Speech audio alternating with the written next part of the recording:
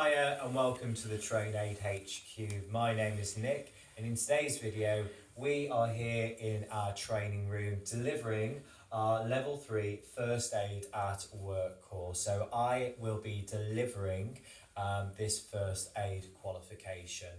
Now in today's video I have a learner, Tom, who is currently studying his qualification, and we are at this stage of the course where Tom is going to demonstrate his first aid skills. He is going to demonstrate the primary and secondary survey, followed by the recovery position. So Tom is going to be demonstrating his skills on myself. I will be the casualty, and we'll be looking at his overall skills on how he has performed this first aid element of the course. Tom, are you all ready to go for this first aid practical? Yeah, I think so. Obviously, we've practiced the skills quite a few times with all the group work and that, and yeah, so I'll give it a go. Okay. Yeah. No problem at all. Well, as I said, I will be the casualty, so I'm going to just lie on the training room floor, and Tom, just relax, and when you're ready, please carry out the primary, secondary survey, and also the recovery position. Okay. Okay, best of luck. No Okay. problem. Okay. So I've come into the room. Obviously, first thing we're going to do is a primary survey. So it's Dr. ABC. First thing, danger. There's no any obvious dangers around here, so it seems sort of safe to approach the casualty. I'll come down to sort of the casualty's level, and I'll see if I can get a response by nice solid taps on the shoulders. Not getting any sort of response there.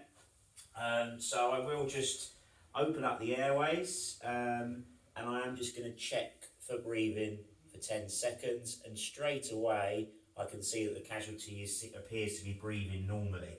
So that's obviously the first thing. Got the primary survey done. That's good. Obviously, because the casualty's unconscious, ideally, really thinking, obviously, we want to get them into recovery position so that we can keep their airways open and keep them in sort of comfortable position, whilst we're waiting for further help and support. Before I do the recovery position, I'm just going to do the secondary assessment, sort of known as the top to toe, the head to toe as well, to make sure there's no obvious reasons why I shouldn't move the casualty into the recovery position.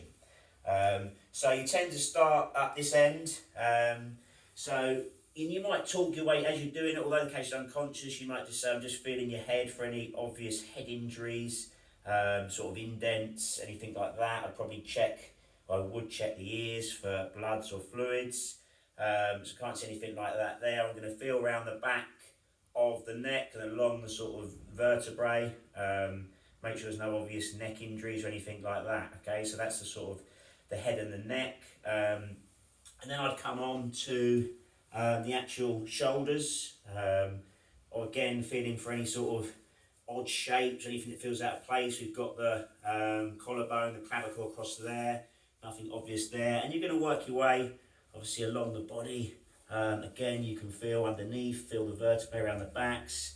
Any obvious serious injuries around the ribs or puncture wounds to the sort of torso. So we can't feel anything there. We're going to come down. We're going to do the same for the sort of extremities, the arms. Check the hands, everything there. So we do that side. And then we do the same, obviously, over this side. So everything, haven't come across anything there. No reason why we shouldn't move the casualty. And then finally, we're going to do the same, for the legs, coming down, sort of checking for sort of serious fractures, leg injuries, puncture wounds, anything like that. So everything for this casualty, doesn't seem to be any reason really why we shouldn't move them and put them into the recovery position. And obviously you want to do that to make sure we get their airways open, as I was saying. So we come sort of adjacent the casualty. We take first of all the hand nearest to you, we put that over the way out there, that at a sort of right angle. We then bring their far leg up to sort of right angle like that. That's going to give us our lever for actually rolling them over. And what we're going to do, we go palm to palm, with their hands slouched, and that's basically, we're going to protect them, roll them over gently, and using this leg as a lever, give yourself some space, and I'm going to roll the casualty, supporting the head, opening up the airways there, and then you can just stabilise their body by just bringing that leg sort of as such, and you can see the casualty nice and stable. Just check the airways are open, keep talking to them. Quite likely to get a blanket, put it over them as well, and if at this point someone hasn't already called for help or the emergency services, then obviously it's quite important, or very important, that someone makes that call and help is on the way. And you're just going to stay with the casualty, reassure them if they start coming around, talk to them, and just keep a close eye on their sort of their basic life signs, and make sure that everything's okay until help arrives.